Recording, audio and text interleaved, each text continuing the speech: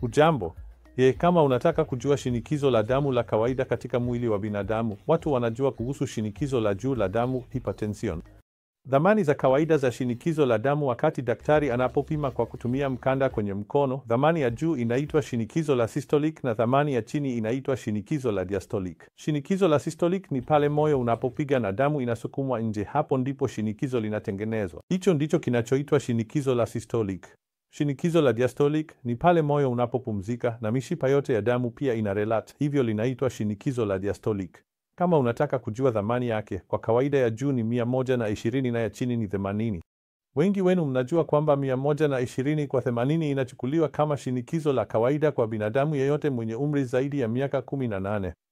Lakini tena, kama nilivyosema kuhusu mapigo ya moyo, haitakuwa sawa kabisa, lakini inaweza kubadilika. Ya juu inaweza kuwa kati ya 100 hadi 140, ya chini kati ya 60 hadi 90. Bado tunaweza kuichukulia kama si kawaida. Utafiti wa hivi karibuni umeonyesha kwamba hata wale wenye shinikizo kati ya 130 hadi 140 na 80 hadi 89 wanapata mshtuko wa moyo na kiharusi.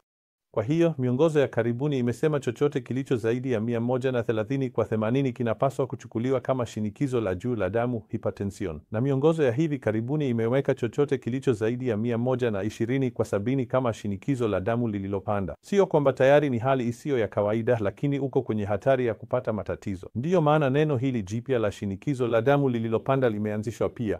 Kwa hiyo, hakikisha kama uko kwenye kundi hili la shinikizo la damu lililopanda, na kwa kubadilisha mtindo wa maisha na mlo, endelea kudhibiti shinikizo lako la damu na kupunguza hatari ya kupata mshtuko wa moyo siku zijazo. Yote yako mikononi mwako. Tafadhali fahamu kwamba shinikizo la damu ni moja ya sababu muhimu za hatari za kupata matatizo.